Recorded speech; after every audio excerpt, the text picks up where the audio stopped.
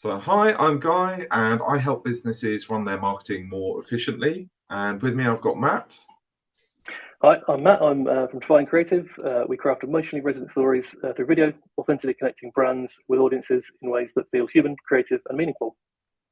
Great, thanks for meeting up with me, Matt, to talk about this. So, as we discussed earlier, we're going to go through some of the Christmas ads from 2025 and talk a little bit about what we liked and what we didn't like. So, we're going to kick off with Waitrose.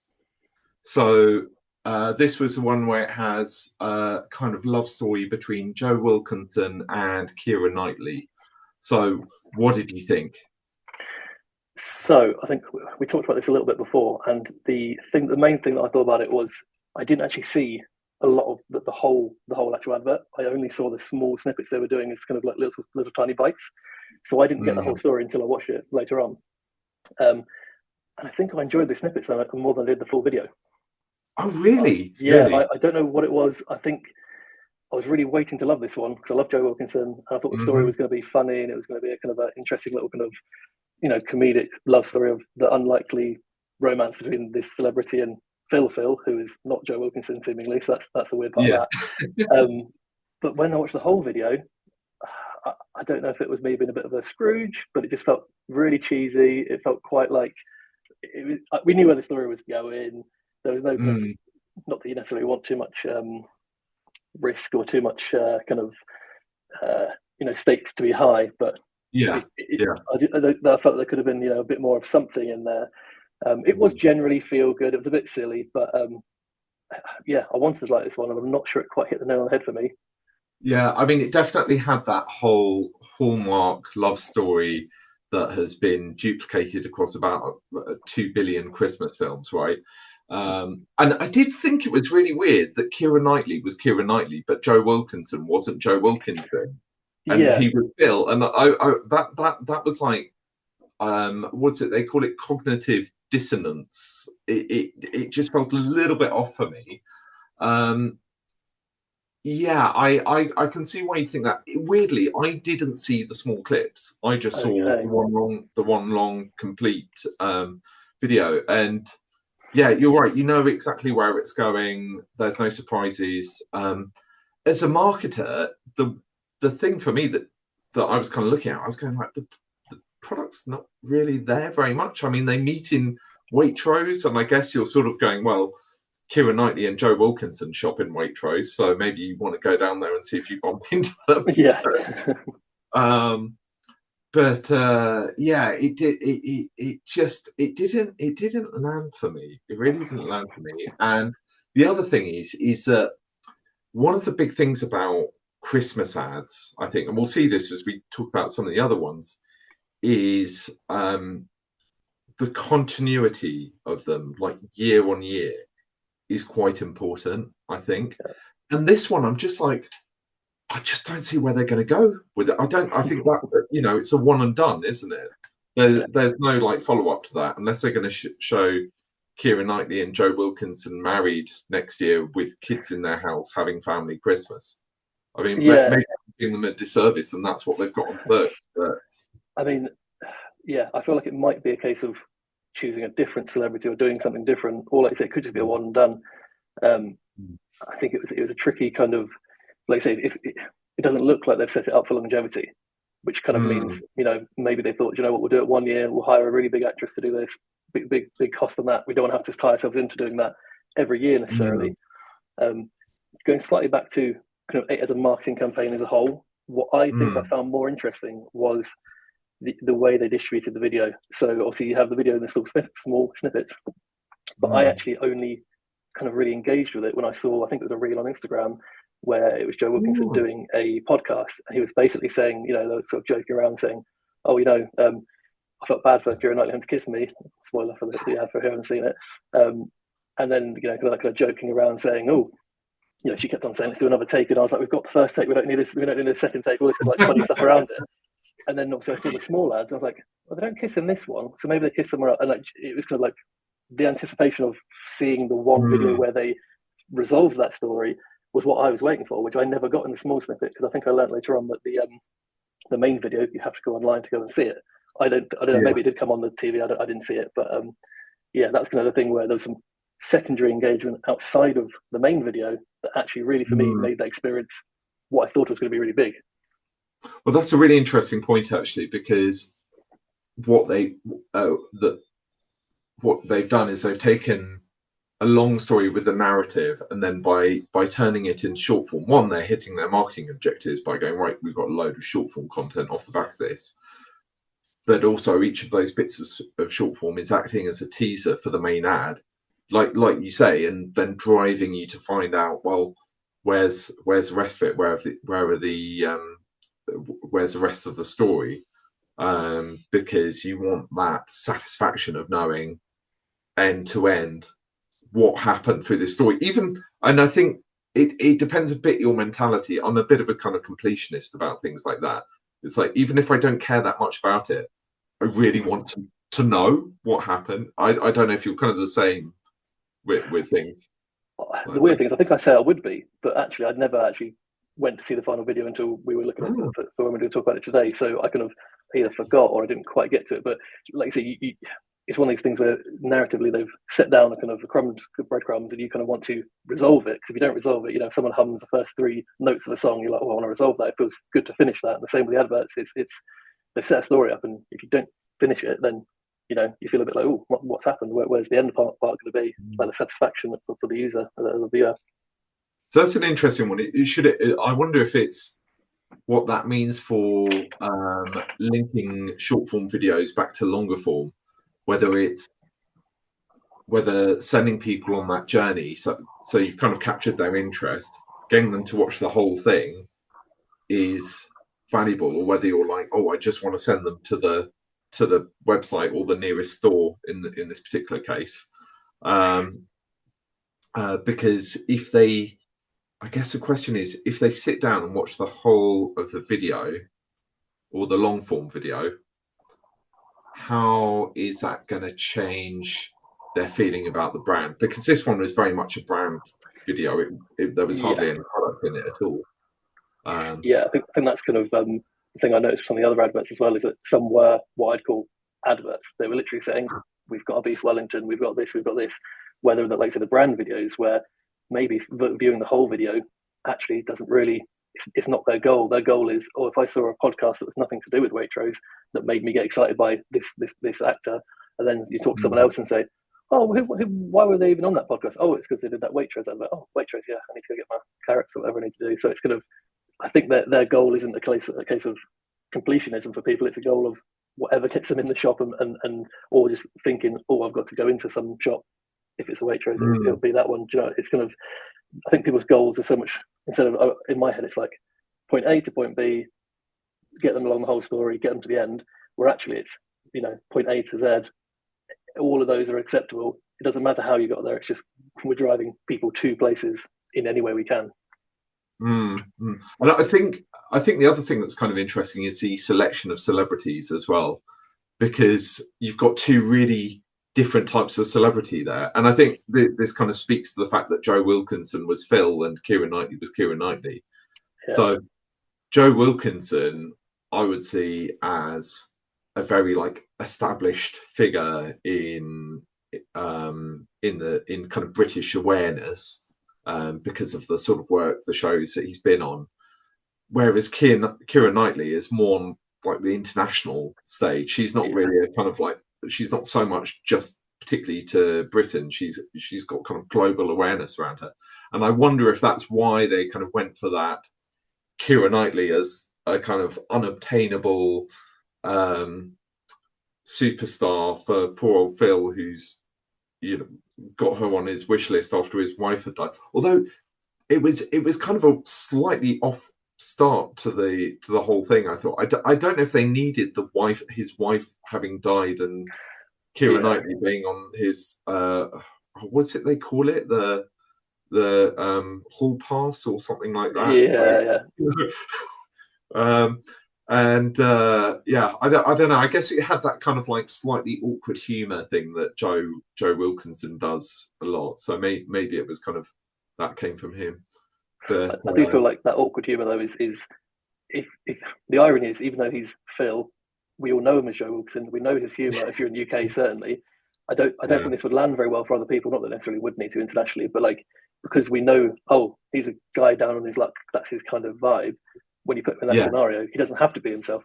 I think maybe it would have been fine, even if he was what you might say a lower level celebrity. Not that I like that term, but like, even if he is in that position, but compared to Keira Knightley, as well as Keira Knightley being not just an international star, but the Christmas international star, obviously for Love Actually and stuff like that. So he kind of plays that role. Like you say, they didn't need to necessarily raise the stakes with the wife dying previously. The stakes for him was, oh, I'm not the stereotypically good-looking guy in the supermarket. If anyone like on that level bumped into him, they wouldn't go, oh yeah, he seems like a guy, but obviously his comedy and actually his personality. So really, for some people, it is actually he is someone you'd be interested in, but it's kind of the setup didn't need that. But that was my feeling. Yeah. Oh, well, interesting that you agree on that one. So, so overall, did you score out of 10? What would you say for it? Oh, you have to make me do some maths now. I did all my scoring out of 5.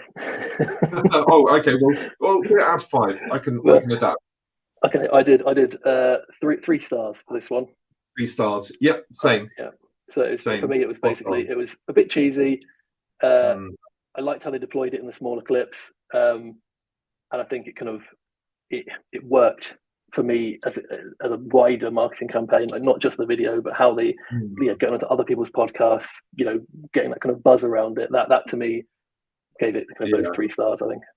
Yeah, I think I agree with that. I think Joe Wilkinson, great selection of celebrity to put on that campaign, and also a really different kind of vibe for Waitrose, which is has.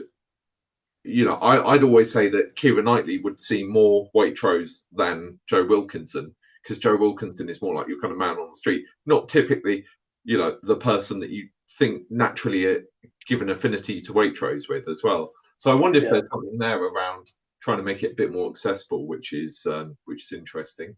Yeah. So let's move on to the next one. So this was Aldi and Kevin the Garett finally getting married. So this is the context that I think I'd completely forgotten out of my mind. So I knew that there was a spate of, was it 2015 onwards, or maybe a bit later than that actually, where Aldi and Lidl and all those different sort of supermarkets were having their kind of like animated or whimsical character kind of renaissance. And now you've said that, obviously I do remember Kevin. Of course I know he's always been around, but for some reason when I'm watching the video, I just completely forgot that was his continuation of his story. Right. But yeah, it was it's a good bit of fun. I think there's 2 ways you go with a Christmas advert. It's emotionally resonant, or it's just good fun for the family, or just a full-on ad. And I think it's one of these ones where you've got to say, it was just good fun, family friendly, everyone can enjoy it. There's nothing much to it in that sense, but I don't think there necessarily needs to be much more to it. I think that's the tricky thing, especially when it's a tough time of year for people. Do you want to do an emotionally resonant advert where it brings up some bad memories, and then you think, actually, do I resonate with being plastered with emotionally kind of sort of heavy stuff, or would I rather see a carrot run around and make some puns, which I thought was fun. Yeah. Well, I mean, first thing, definitely felt much more like an advert than the Waitrose one, even though it was of a kind of similar length in total when you put all the different bits together, and it had that kind of similar theme of love and relationships, but it did actually, I think, especially towards the end, like really featured a lot of their kind of like Christmas products. The other thing I kind of took from it was it had this kind of almost like pantomime joke feel, like a little bit risque.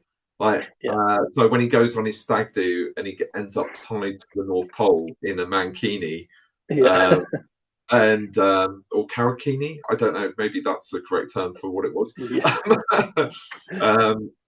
So there were some sort of it had that feel of, there were jokes in there that were for the kids but also for the adults, and I think it did quite a good job of going across the whole kind of the whole family, like all the different people within the family and their different needs, and obviously like humor really strong within it as well, but like you say, not so emotionally resonant, but fun. I think, really fun. Yeah, And I definitely thought that was kind of the, when you see those kind of either Pixar or Disney films where you watch them as a kid and then you see them as an adult and you go, oh, I didn't really realize they slipped that sort of adult joke in there. I think that kind of had like elements of that, and that kind of to me made it feel like a really condensed, animated Christmas film in that sense, where it's got a bit for everyone. Everyone kind of enjoy it, and it's kind of it's not. It may be offensive to some people, but it's not offensive in the sense of no one's going to look at it and go, "Oh, I feel viscerally upset by this advert." It's just yeah, it's a bit of fun. So yeah, it's yeah. that's what I kind of liked about it. Well, yeah. Well, I mean, you'd have to be pretty miserable to get upset by Yeah, Kevin Garrett, I think. exactly. Yeah, I mean, just from the brand point of view, the the continuity aspect of it is really interesting, because there's so much talk now about how continuity within a brand is just really, really critical. And we've seen some serious examples of that in 2025. Just to go off topic for a minute. Did you follow the whole Cracker Barrel story in the States? Oh no, I didn't know. Oh, okay. I'll sum it up for you Explain. quickly. So, Cracker Barrel is a long time brand in the States, and they essentially had this kind of slightly dated logo with a picture of a guy standing next to a barrel. And the company hadn't been doing that well. They brought a new marketing director in, and one of the things they did was do a rebrand. Now, when they did the rebrand, they stripped out the character, but they didn't really there was like a kind of nod to Cracker Barrel as it was, but it just felt very devoid of character. And then what happened was there was this kind of outpouring. I mean, it was almost like Jaguar, right? Earlier in the year, there was this outpouring of complaints from people, up to including President Trump as well, going like, "What the hell are you doing, messing around with it?" The crazy thing is, the Republicans were saying they didn't like it. The Democrats were saying they didn't like it, although that was less reported. So basically, everybody just hated this change in it, and the point was about that it was kind of seen as a bit of American identity that had kind of been just sort of destroyed and made really bland. And then what's also supporting that is that in some of the metrics that people are looking at with regards to brand, what they're saying is actually what's making brands really impactful is that continuity and consistent messaging over time.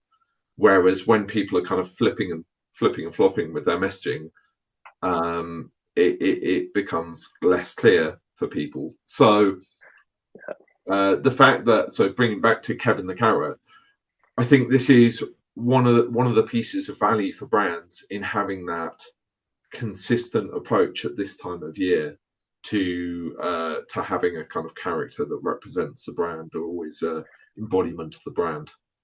Yeah, it's the sort of thing where I don't know about you, but certainly with a lot of creative projects I've taken on over the whole of my career, whenever you've worked on something where you've done more than two or three things with one client specifically, maybe even if you've only done a few, depends how they feel about it, there always becomes that point where someone says, oh, we've done that a few times, can we try something new? And it's picking that level of how do we make it different but consistent. And I think that to me is where, like I said, with the Kevin the Carrot, the character is the consistent there, but you put him in different situations. And then that's tricky where obviously with video, you can have the same characters doing the same thing, also doing different things, but you know what's going on with it. But if you don't have a character, if you don't have like that sort of pin of what do you hang everything on, what do you do that can be done differently? Because like, so this kind of Cracker Barrel example as well,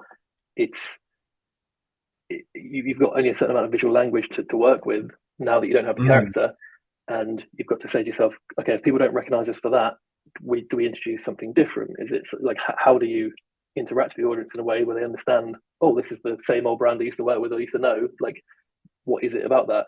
And I think especially with, sorry, going back to Kevin the Carrot as well, he's a character, he's a staple now, where I think people probably genuinely got excited and said, "Oh, I wonder what Kevin's going to do this year in the advert." Like, yeah. Which, if you can get people excited to watch an advert, I think that's the most you could ever hope for. Yeah, no, right, absolutely right, absolutely right. You know, there's got, I mean, the from the sort of marketing point of view, look, one of the things I constantly say that I would like to write in words of fire 20 meters tall is don't be bloody boring. Because if your advertising is boring or dull, people just won't engage with it. And I think you're absolutely spot on the money here, that by having that character going, what's he going to do next? Where is this story going? That's a great way to pull people in and engage them with the ad. So, Aldi, what was your score out of 5 for Kevin the Carrot getting married? Well, I'm now thinking I might have underscored it slightly, but I'm going to keep it with what I said. You can change it if you want. I don't know what it is. You know what? I think I had it at 3 stars, but I'm actually wondering if it needs to be 3.5, because I hadn't considered the fact that it was as part of a long-standing series, and I think viewing it in the idea of it being just a very micro, Pixar-style film for all the family, with obviously bits for everyone, that to me is kind of raised it that extra 0.5, where before for me it was same as a Waitrose, but just the other end of the spectrum, where it was like, here's a human live action story, here's an animated story, but obviously it didn't have the continuity. So yeah, I think 3.5 for me on that one. Okay, I've given it 4 out of 5. A little bit happier with it. The reason is because I think they struck a really nice balance between the narrative, the humor, and the product placement as well. Because being a marketer, I'm always kind of going, where's the product in the ad? And for me, the bit that really nailed it was right at the end of the ad. Just after they've got married, they show them having the wedding, but then the wedding is actually on a table laden with Christmas food, and then you've got all the Aldi Christmas offerings on there. And I was like, there's not a lot of focus on the product, but it's great because it gives you that idea of like, oh, if I go to Aldi, I'll find this, and that those things all look quite good on a table. So I'd probably quite like them to be on my Christmas table. Yeah, and you know what as well? I think apart from the ads that literally said, and they showed the table and said, like, say, here's the beef Wellington that you could buy in this supermarket, that broke a rule that I don't think I generally agree with too much when I'm doing kind of more, brand video in general. Like, so for example, the Waitrose one, I'm trying to recall back now, when did I actually see any of their products in there? The only products I remember seeing was literally when they're at the shop and they pulled the cheese out of the counter. That's the only thing I remember, which in the context of that video was within the scene. So for me, that was part of the scene. It wasn't like a meta like thing outside of it. Whereas with the Aldi one, when they brought that table in, it was table, and then there's obviously the kind of the winter scene around the edges or whatever it was. But the table was just like, it was the closest thing to having a table saying, this is a fiver, this is whatever, without actually doing that. And that's where I think you're spot on with. I looked at it and went, oh, there's a table of lovely food. And if I was in the market for buying food at that point, I'd gone, oh, you know what, I will go down to Aldi and do that. Do you know what I mean? It's it front and center without actually making you think it was front and center. It was just exactly, and that's what I really liked. I do wonder, just thinking back the Waitrose one, he makes turkey pie in the at the end of the ad. I didn't check this at all, but I'm wondering if that turkey pie was a product that they were offering in the store, not necessarily with the like "I love you" written on it that he had at the end, but yeah, I'll have to check that, because if that was in store, then that would be I guess that would be a strong way to do it. But I certainly didn't see Christmas. It's a bit Christmas is about roast meat, not and that's pie. the thing. I think he was trying to do the home cooked part of it, but again, didn't see any Waitrose branded. And there may have been, but it was so subtle that I didn't even notice it. So it's kind of not working on either level there. So not a great way of doing it. So let's come on to John Lewis. Now this is an interesting one, I thought. What were your thoughts? So I think this is probably for me slightly biased, because it is the style of video that personally and professionally here at Define, that is the sort of thing that we like to do. It's the emotionally resonant stuff, the things that actually connect with people. You know, it's it is the more kind of emotionally hard hitting, which isn't always the right option, but when it is the right option, if you can kind of connect with people on that, what do we call it, kind of authentic and grounded kind of stories, that's the thing for me. Like, that's what I find the most interesting. Do I find it the best for kind of advertising a specific product? Maybe not, depending on what it is. But yeah, for me, it's just the most emotional and kind of connecting with all of them. I think it also had a bit of ambiguity to it, because for a lot of the time I was like, I'm not quite sure what's happening here, but I'm hooked, so I'm watching. And then for me, the strapline at the end kind of really cemented that kind of story.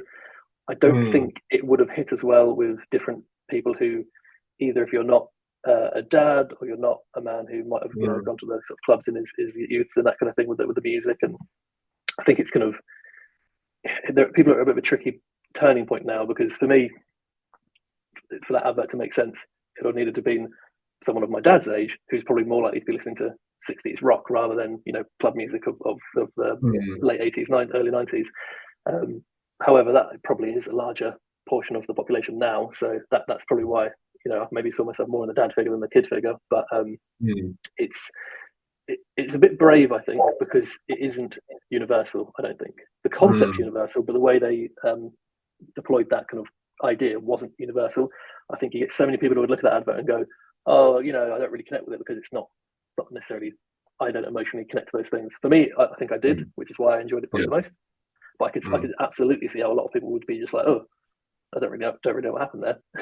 Yeah, I think it's a really interesting one. So for me, this was one of my favorites, because I could really connect with it really emotionally. But exactly like you say, they've picked one demographic really, which is kind of guys who are in their 40s essentially, and they're just really gone for that.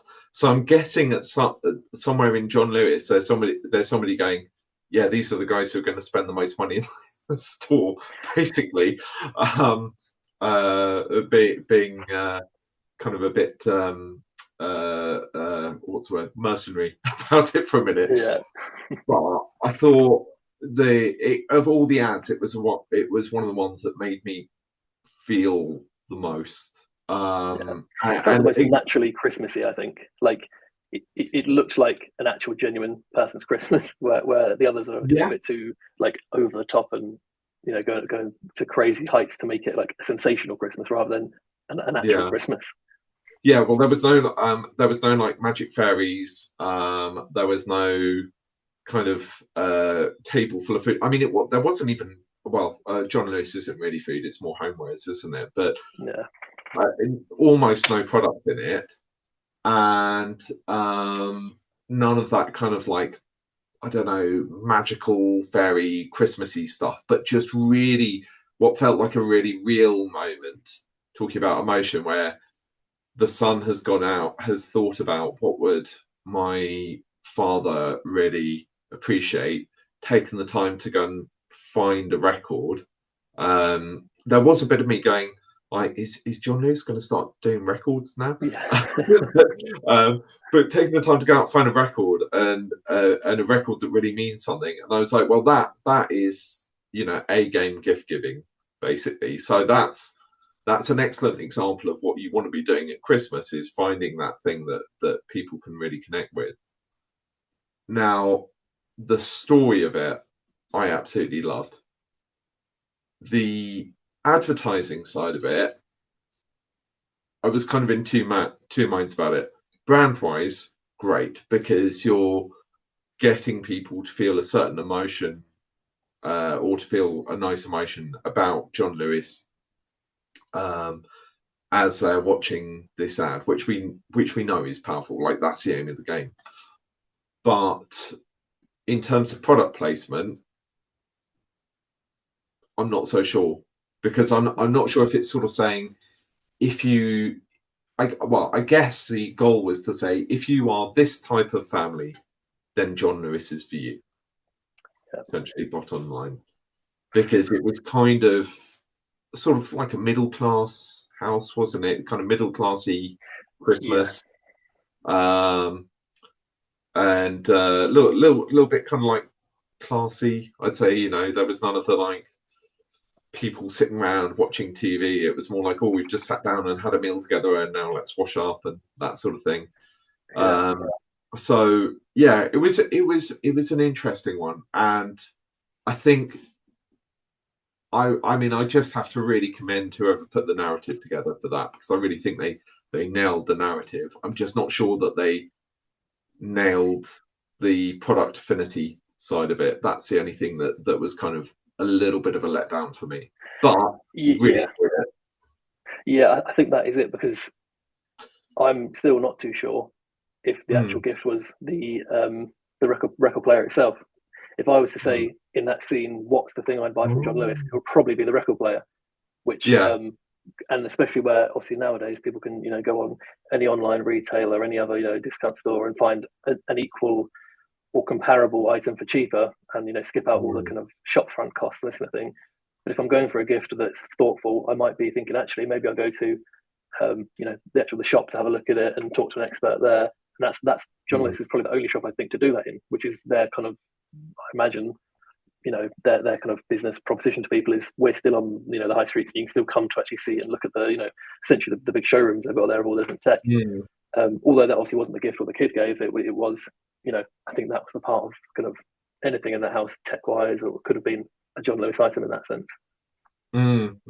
And I think that's an interesting point about the stores, because I always think John Lewis stores at Christmas time are pretty well decked out. Actually, they always feel Christmassy when you go in. They've always got Christmas trees on every floor, and doing that whole department store feel, that's almost like a kind of vintage feel now, Yeah, because department stores are so not a thing anymore.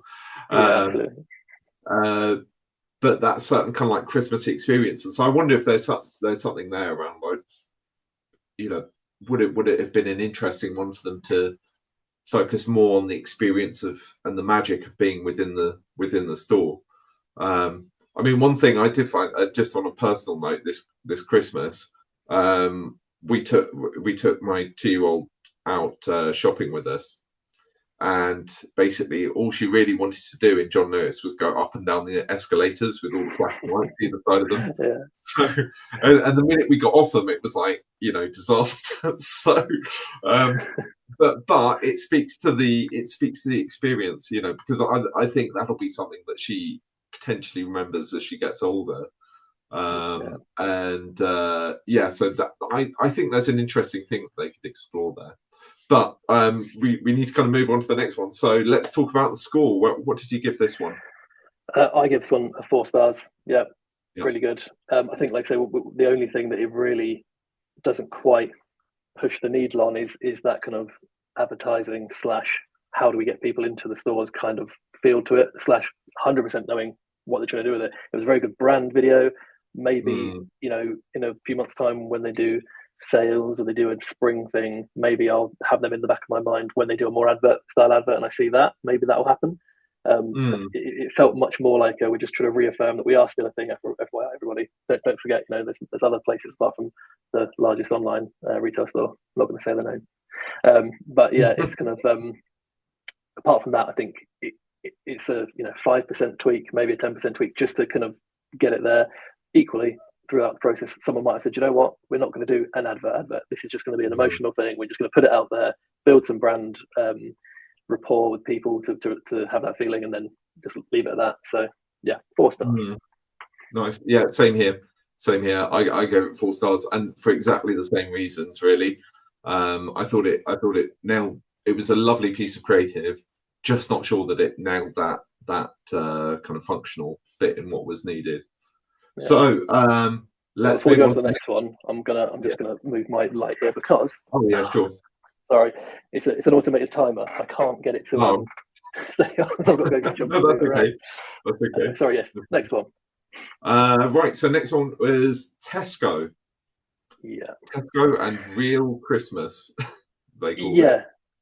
So this one, I like the message.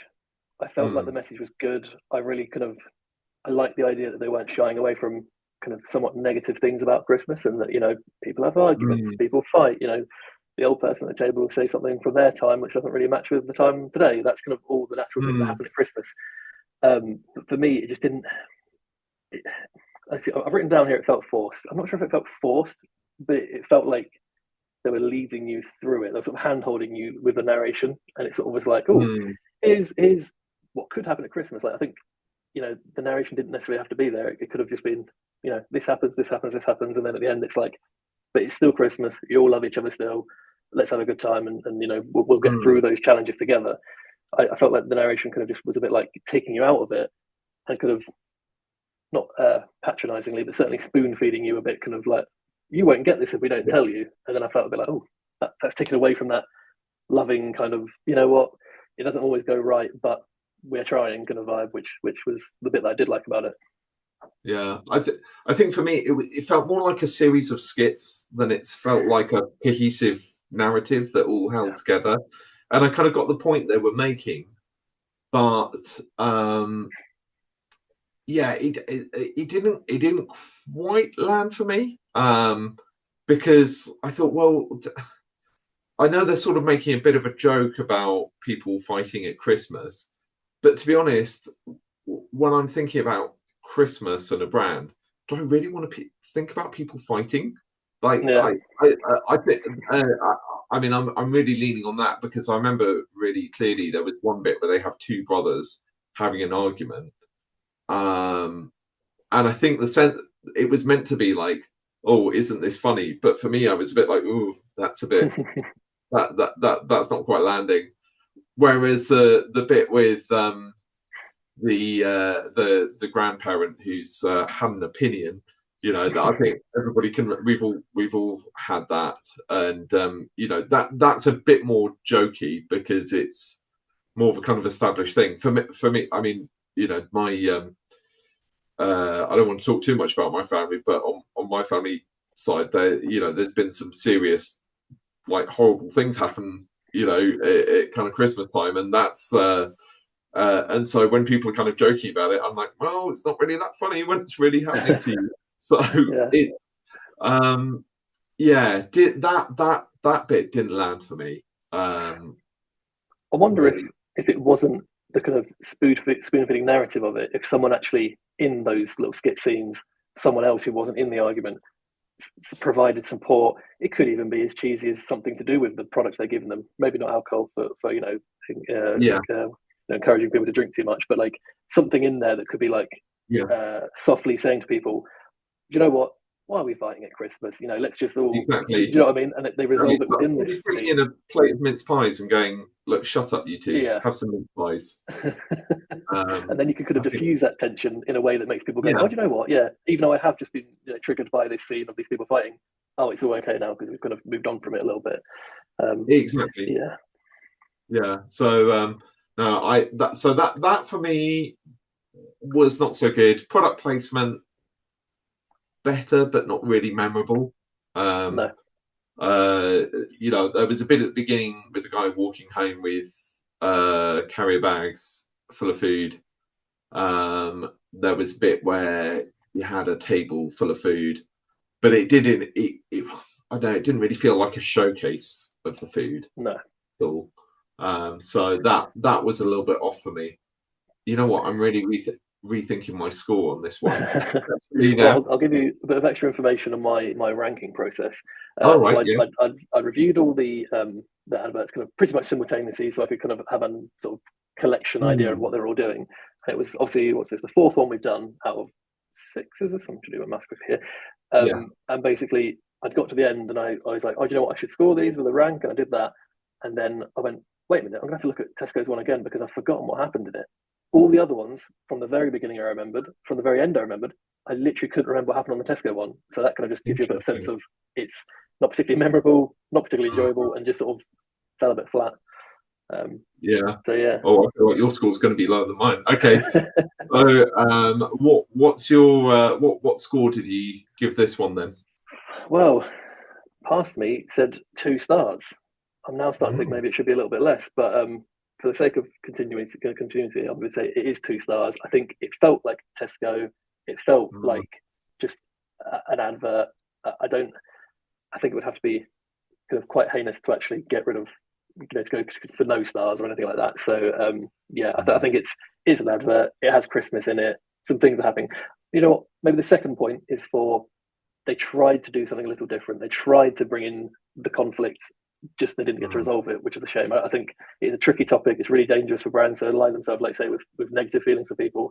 And if they'd have resolved that well, I think it would have been a real winner. But they started a conversation they couldn't finish, and then everyone's gone, oh, great, we all feel a bit bad about Tesco now, thanks. And then you've moved on. That's a really, really, really good point. That's a really, really good point, because that's exactly it. They started the conversation they couldn't finish, and that's what was bothering me about it. Yeah, I mean, I don't think it's not quite 2 stars for me, because I think there were some really nice moments of humor in it, but yeah, for me it's like 2.5, 3, like somewhere around there. Very like kind of middle of the roady, really. Yeah. So next one, M&S. Now I feel like I need to give you a heads up before we talk about this one, just given what we were talking about with Kevin the Carrot. Okay. So this one featured Dawn French and the Fairy. Yeah. Dawn French has been in M&S Christmas ads since 2021. Wow. Okay. Yeah. And the first time she was actually in them, she wasn't in them physically. She was the voice of the Fairy, basically. So the Fairy was the star, which is why the Fairy looks a bit like Dawn French. Yeah. So I just wanted to give you that little bit of context before we start talking about it. I was literally going to say I don't remember seeing her in an advert before, but it's because I haven't seen her. I've heard her before in the advert, so then I've not clocked this. That's who it was. I see. Okay. Right. Yeah. Yes. For this one, this is going to be sort of the background to me. Recently, I've started rewatching Vicar of Dibley.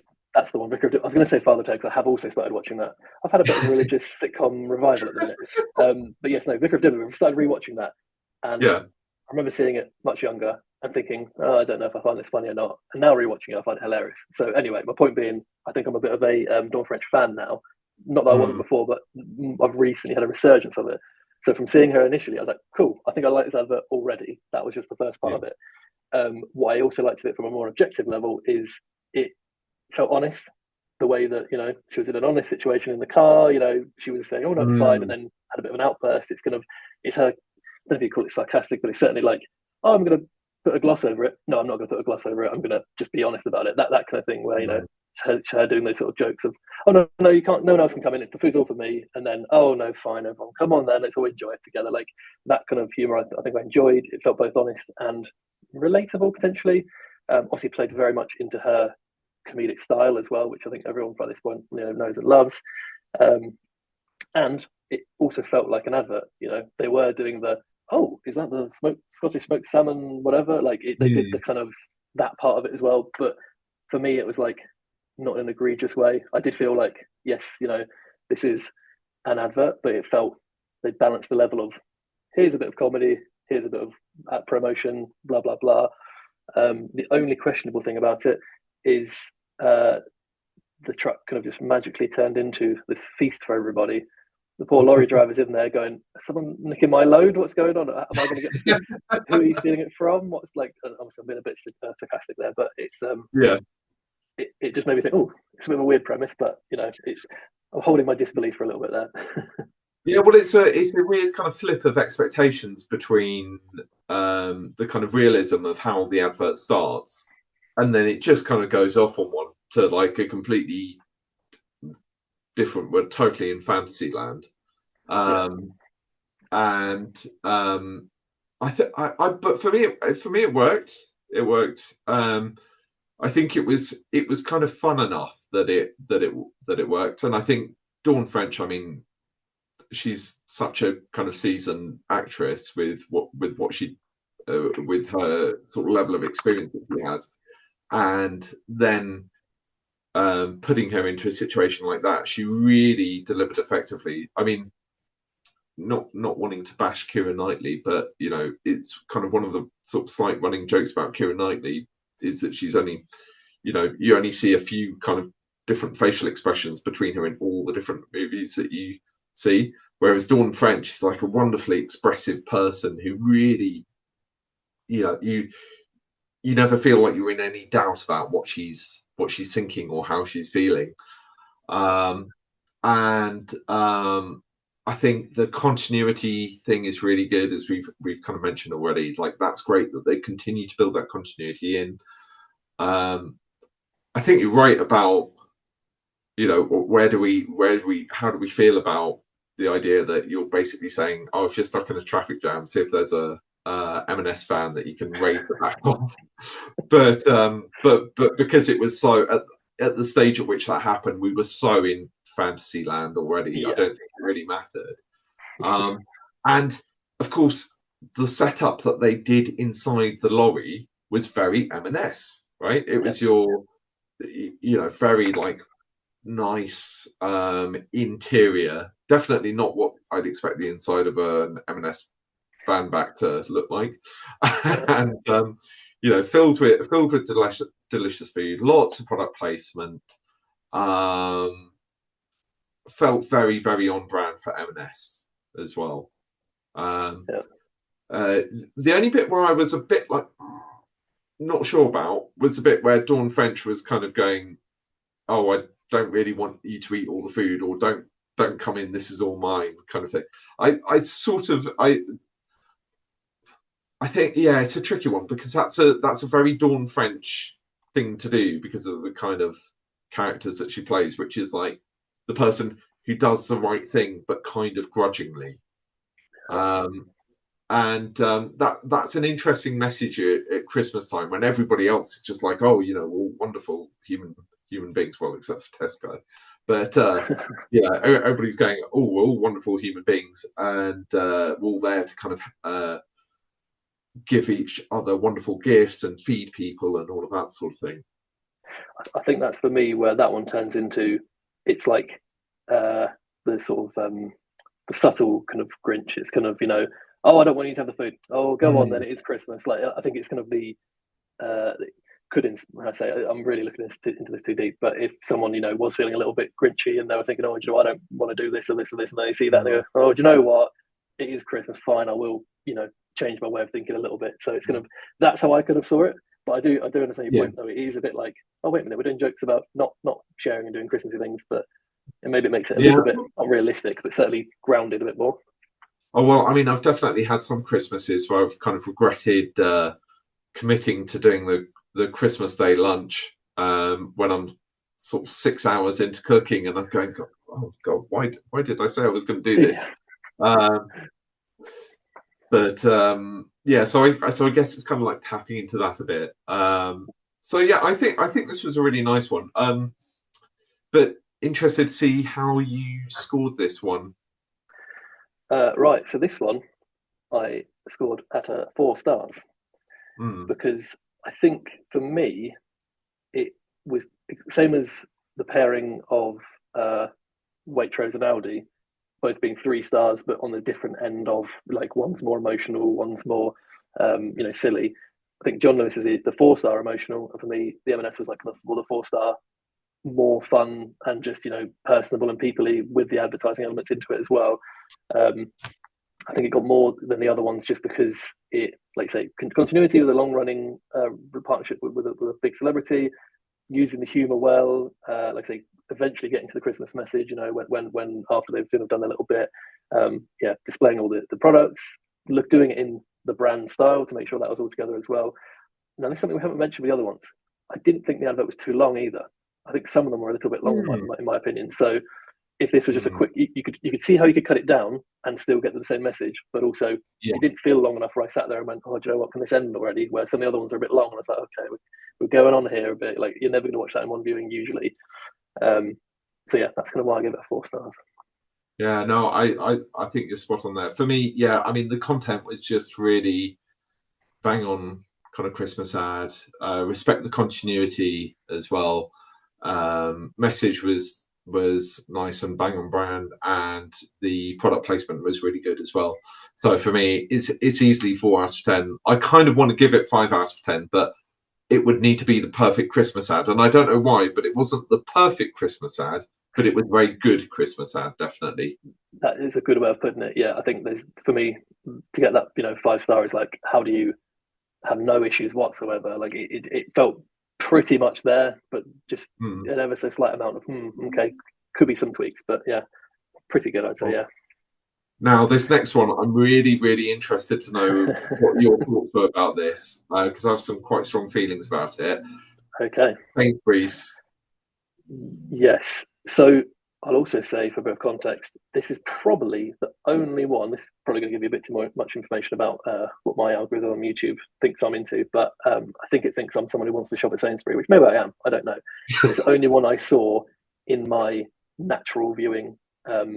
Actually, I say I did see some of the Waitrose, but not as much. But it was mainly the Sainsbury's one I kept on seeing. So yeah, I think the way I'd put it, which I have written down here, is good family fun. It felt Christmassy. I'll be honest with you, I'm not quite sure what the story was exactly. Like, I kind of got the idea that, obviously there was the BFG and he's tackling this bigger giant and all this kind of stuff.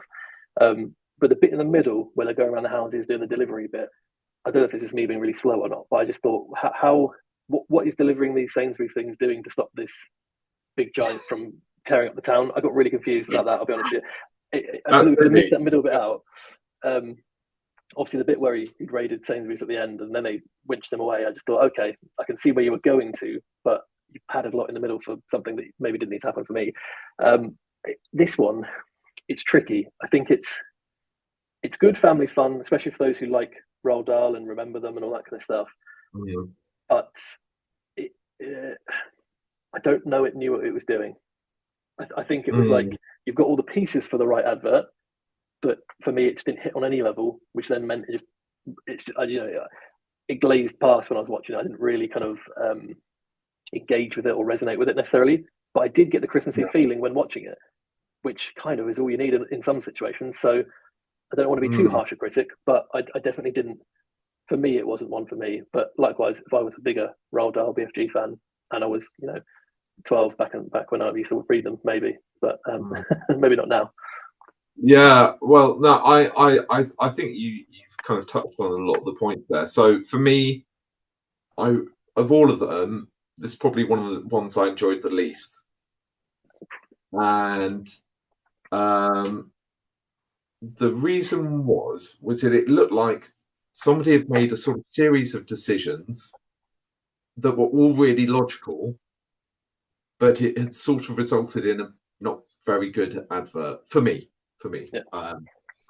And the reason that it didn't work is exactly like you say, the story about the giant going around stealing food out of people's homes. I was like, well, that's a horrible Christmas story. And they just weren't doing anything to stop him. It's just like, yeah, we'll just let him eat everybody's food until he falls asleep, and then we'll deal with him. And I was like, well, really? Is that the best you've got on this? I thought, oh, they'll send him to sleep with a dream or something like that. But no.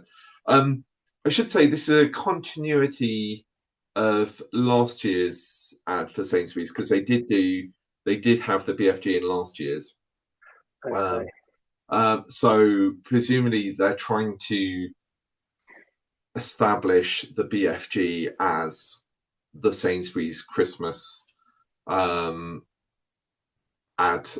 character, but I don't think personally that that's really the right way to use that kind of character, because when they first used the BFG, it made a bit more sense because there'd been quite a lot of activity around the whole kind of BFG brand. Now it kind of felt a bit more shoehorned in. The story felt kind of quite clunky in that they had this person kind of running around with the BFG going, oh, you need to deliver this item there and that item there. I think probably the one thing they did is they got the products in there. They mentioned the products by name, and they showcased the delivery service that nobody else did. But for me, that made it all feel rather impersonal, and it wasn't a particularly entertaining story to watch, to be honest. Maybe if I felt a bit more kind of passionate about the BFG film, then maybe I'd have a different view on it. But I read the BFG as a child, by the way, I should say. So I get what they're trying to do and get why he's an important character. But it just felt like somebody had taken all the elements of a good ad, but then somehow the execution was just a bit off, between linking it all together and make it. And I think you're right when you say the narrative. For me, that's a bit where it fell down. Yeah, I certainly think, a bit like what we've mentioned in some of the other videos, it didn't have the classic kind of, here's the setting, here's the scene, here's a problem that's come up, depending on how strong the risk is or not, whatever. Here's how the community or whoever has come around to solve it, and they've worked together to fix the problem, and then you have a happy ending. That to me is kind of the Christmas narrative, if you will. And if we had an understanding that, the BFG worked with the Sainsbury's people to do something that wasn't just let the guy eat all the food. Like if they did something that brought the community together, and then it ended up being, he was misunderstood or whatever, and then they all had a lovely Christmas meal at the end or whatever. Like, to me, it just was like, something uncontrollable has happened. We've all been upset by it, but it's kind of dealt with now because it's for next theme. But do you know what I mean? It's not. There was no like moral message to it. There's no kind of like Christmassy, let's all work together to combat, but also understand why someone's doing something that you don't want people to do. So for me, that's how I felt about that. I will agree with you on the delivery. This is something we'll come on to on the next one, which is the delivery of the actual products. That felt natural to me in the sense that you saw the delivery van as you would if you order from Sainsbury's or you order from any of the delivering supermarkets. The person comes to the door with a little crate and they say, this, or whatever. That to me was the bit that made most sense, because it was like, okay, that is how that would happen, but it feels Christmassy and more festive than normal. But like you say, I don't remember if they did do it. I forgot about it completely because it wasn't poignant enough. But you didn't get to see the people, at the door, sort of being like, "Oh, brilliant, thank you, this is great." Like kind of like interaction of it's not just about Sainsbury's, it's about who they're helping, and ultimately the people who are buying from them are the ones who want to look happy and get the result of why you want to shop at Sainsbury's compared to anywhere else. So yeah, I think that kind of is the tricky part there, where they've not resolved any kind of thing for a Christmas advert, like say, either whether it's the community, the kind of the moral message, all that kind of thing, just the Christmassy feeling. That's where I think I've been lost. Maybe the BFG as well for me. Like I say, I can see why people might think it's Christmassy or feel like it's Christmassy, but I'm not sure if it's widespreadly felt Christmassy. I don't know if that's my opinion or not, but like if someone said to me what's Christmas and you say which books are Christmassy, I don't think I'd say Roald Dahl ones for myself. But no, it wouldn't be my go-to either. And I think there's also a real danger for the brand here, because they've now done them done the BFG 2 years in a row. Does that mean they're going to continue on with that? And if they do, then I hope they've got a really strong agreement around the use of the BFG character, because the problem with having a character in your ads that is not owned by your own brand is you could lose that at any point, and then bang, all that continuity and investment is kind of gone. So I think it's a bit of a risky move, personally. With not much reward necessarily either. No, I don't think it was. I don't think it was worth the effort to do it. I think you're right there. So taking all of that into consideration, what were your thoughts on the score for it? Do you know what? I think the Christmassy feel that I got from it, even though ironically just a moment ago I said that it's not really that Christmassy, I've written down, I said it was good family fun, felt Christmassy, but it's I put it as a 3, but I think, do you know what, I'm going to change it. I'm putting it as a 2 stars. I don't think it was more. I don't think it was equal to Aldi or Aldi or Sainsbury's. Sorry, Aldi or Waitrose. Sorry, I think it just didn't. Now we've discussed it, I feel like it just has missed a lot more. I was maybe washed up with the kind of the feel of it, which is good and that is important. But if you stop and think about it too long, which is what you probably will be doing if you're thinking, you've seen an advert, how quick from the advert do you go, oh, I want to go to Sainsbury's and buy something? I didn't get that feeling. I just got it's a passable Christmassy something. It's finished now, or I've pressed the skip button, it's done now, let's move on. Like, which I don't think is really good for an advert myself. So yeah, I think two might be my answer on that one. Yeah, I yeah, it's a good point because for me it was kind of a middle of the road Christmas ad, but then because we've spoken so much about the importance of the Christmas ad to brand equity and actually how this is a time of year that you really want to nail your brand message. And for me, the Sainsbury's brand message wasn't, or identity wasn't really there. It was much more transactional. I mean, they did do a good job of the product placement, definitely. Yeah, it was very much making you think about the different things that you could get there, but didn't really show the products. And to be honest, showing the products probably more important, like we said with the end of the Aldi one, the M&S one, than actually just mentioning them by name. Yeah. So yeah, I wanted to give it 3, but I would agree with you on the 2 because of the missed opportunity, I think. Yeah. So that brings us on to our last one, super controversial on this. Yeah. Coca-Cola and their first AI ad.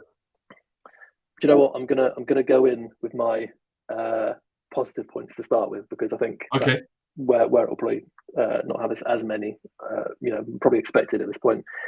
However, what I will say is I think they have stuck to their brand message. Whether that's Mm-hmm. good or not, that's up for debate. But in terms of, you turn that advert on, you know it's a Coca-Cola ad, you know what's happening, you recognize the music from before. Like, it does have that over, like, hyper, like, Christmassy sensation of, it's got all the snow, it's got Mm-hmm. all the things going on. You're seeing the scene of, the trucks coming through the town and all the different things happening. That is the classic Coca-Cola feeling and vibe. So for that, they score some points there. And also, again, whether it's be to be right or wrong, I do feel like they've, you know, tried to do something different, or at least they're trying to do something in the sense of, like, not different, but they are, there's been a few people who've done fully AI adverts at this point, but they're kind of, for a big brand to say, you know what, we're going to put all our eggs in that basket and make that thing happen.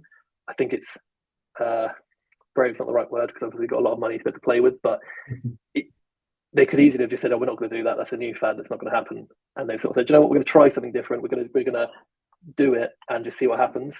That's kind of Mm-hmm. me being very charitable, but, like, that's the kind of, like, the vibe I could get from it. However, my main issue is kind of the thing that is actually my issue with Coca-Cola in general, not just with the AI advert, which is in terms of Christmas.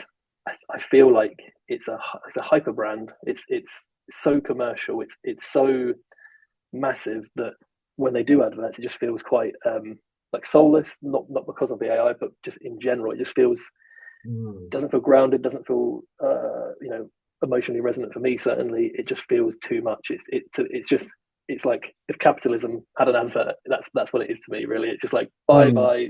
It's a, arguably an unhealthy beverage to be drinking with all the sugar in it. It's not something that people need. Like, in terms of the whole ethics and the motivation around that, it's to me, I think they'd have to go very hard on a message that's so much more about people and about, doing good, doing well. Obviously, that might be quite thinly veiled, knowing the size of the company and how much market share they've got and that kind of thing. But I just don't think, although the AI part of it isn't for me personally working as well, there's some, kind of odd parts. Some bits were kind of okay, other bits were just felt really Mm-hmm. strange.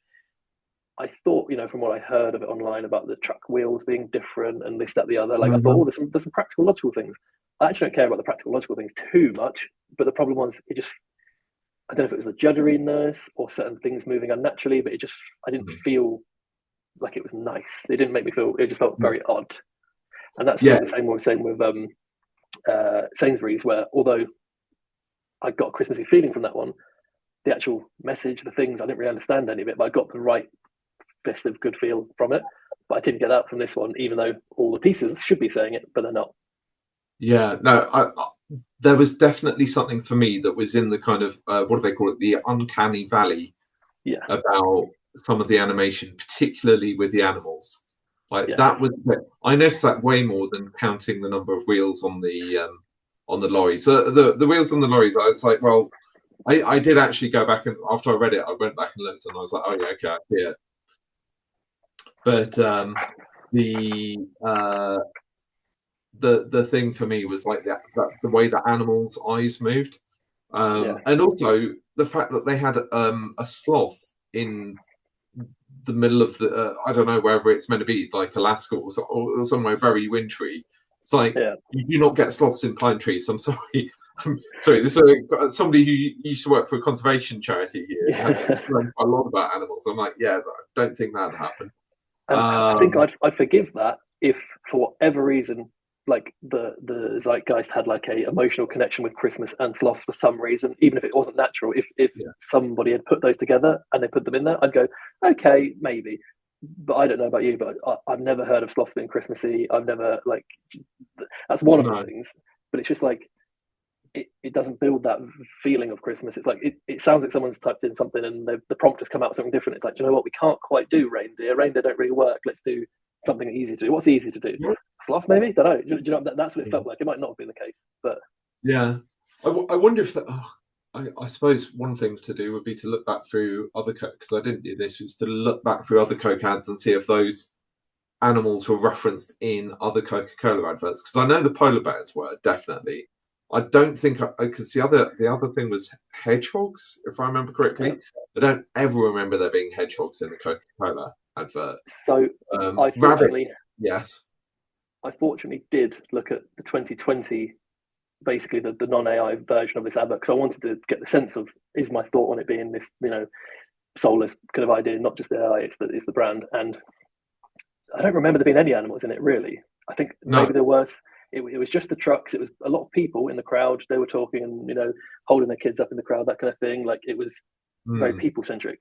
This animal thing, I wonder if it was just a case of, do you know what, let's put some animals in because we can probably get away with that more than humans because they're somewhat easier to replicate than humans, maybe. Well, you don't have to do those pesky hands, do you? Exactly, yeah. So I think that's what it might be because, like I say, the 2020 version, the only animal it might have had is the reindeer on the sleigh if a sleigh went by. Again, I'm making that up in my head. I don't remember if I even saw the sleigh going by. So, but it was humans predominantly and the main trucks, just driving through a street. So I think this animal thing is strange at best. Yeah, it felt a bit offbeat for me.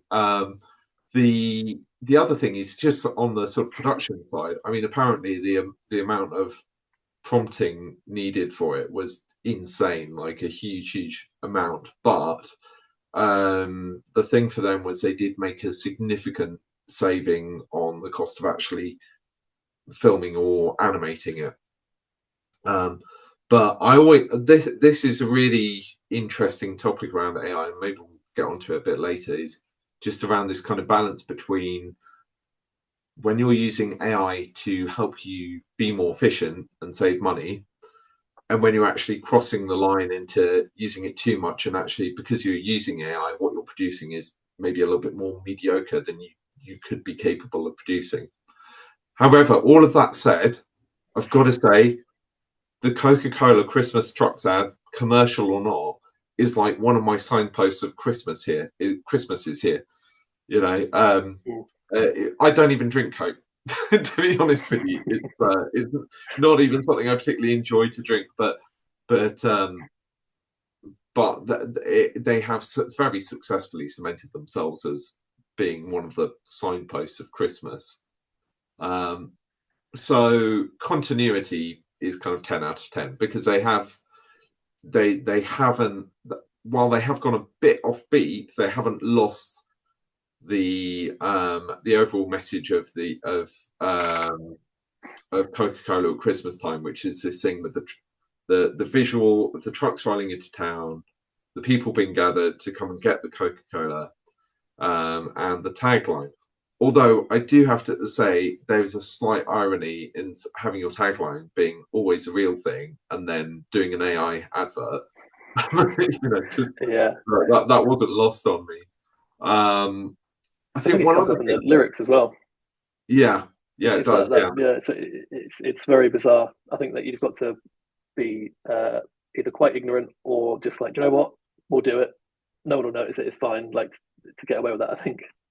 Yeah, no, absolutely. And the thing I would say, just share. So, so I've listened to a few reviews of this this advert, and one of the things I heard was that basically for younger people who could recognize it as being AI, it actually landed less well than it did for older generations that didn't notice it quite so much.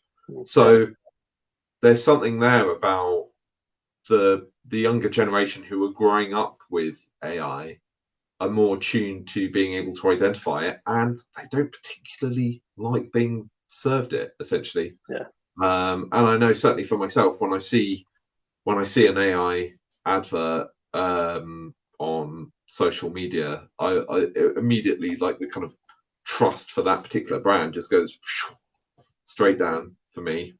I get why people do it, but I just I think it's not a good, especially if it's very obvious that it's an AI advert. The trust thing is not good.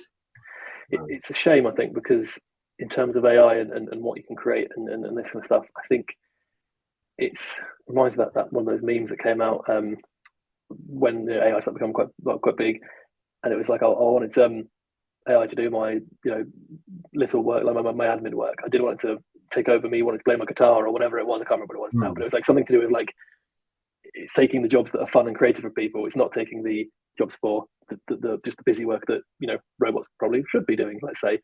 And that's where, in this sense, and this is where I think it's a bit like kind of Nike as well, where their whole thing is about like pushing the boundaries of human possibility through sports and that kind of thing. Like it's just do it, it's not holding people back. It's like, how do we enhance the human experience to make sure you can do the best you can do with what you've got? And the same with AI. For me, it's a shame that it's gone straight to how do we save costs, how do we save money, how do we do it quicker, cheaper, blah blah blah. When actually, I'd love people to use it in a way where they're saying, what could we do that we couldn't do before with it? And that's where I think that's obviously probably also to do with just society and the world in general. Every single revolution we've had does that, but it's kind of it's a shame that the first thing we go to isn't how does this make us better than ever. It's how do we make us cheaper and faster than ever. No, I agree with you so much there, and I think a bit of the blame for this has got to lie with marketers, because over the last, I don't know, let's say like 10 years, we've seen this real kind of obsession with what we now call performance marketing, right? Which has led to people kind of dialing back on brand and just pumping money into running ads online. Probably sort of kicked off around COVID time was when it really started going crazy for obvious reasons. But taking that mindset of thinking about what this kind of performance marketing, which in itself is a bit of a kind of branding exercise for Google who want to sell ads. The whole mindset of it is around optimization, return on investment, and it's just about money. And it's not to say that those things aren't important, but it kind of skips over the importance of engaging creative, the importance of brand. Now, what I think is really interesting this year for where we are is I feel like this could be the year where we see the needles start to swing back the other way, because what's happened is, well, from my point of view, is AI is rapidly eating up a lot of those kind of tasks around optimization, because it can just crunch the numbers at a speed that a human can't, and it can enable that kind of interpretation of data. And so what I feel like I'm starting to see right now is that creative side is becoming more and more important, and I think we'll start to see this year a bit more of a focus on creative instead of performance, because performance will almost be automated. So if you automate that and forget about it, what's your key source of differentiation? Well, it's your product, your service, your value, and your branding and your creative. So I feel like creative could really, really come in strong this year as being an important aspect, or a critically important aspect of marketing. And my hope is that this year will be the year where we really use AI in the right way. So instead of using it to go, right, can we lose the graphic designers? Can we lose people who actually understand how creative works, and just give it to somebody who just runs ads over and over and over? And instead go, okay, let's focus on the creatives, because actually the performance stuff can be run by AI. And actually the use AI to enhance creative instead of just using it to replace creative, because I think that's the right way to use it. There's so many things you can do with it around doing iterations of different ads, really quick running through drafts, storyboards, and even adding in special effects as well into video as well, in a way that is just way more accessible than it used to be. So that's my hope for this year, and that we'll see that change. Yeah, I think that would be like a good direction to go in for sure. I think, as with a lot of things, it's that kind of leapfrog effect where if a new technology comes in, everyone jumps to that and then says, right, we're going to see how we can use that. And then once everyone's doing that, someone else comes in and goes, well, we're doing that, but we can also, like, say, now pull in better creative. Wow, we've got, this AI charged workflow, which then means you can pull in people. We've spent money, well, save money, save time. Let's bring in a new creative to charge that with like some new ideas. Let's do it differently using the new tools we've got, and then everyone will jump to getting new creative people in. And it's that kind of thing where it's like it's a bit of a pendulum swing where it goes in a fashion, out of fashion, and kind of you keep on going that way. It's just how long does that cycle take, I suppose, at this point. Absolutely. Well, so we haven't given the Coca-Cola score yet, so we've got a bit off track, but let's get into that. Yeah. So what were your thoughts and final score for it then?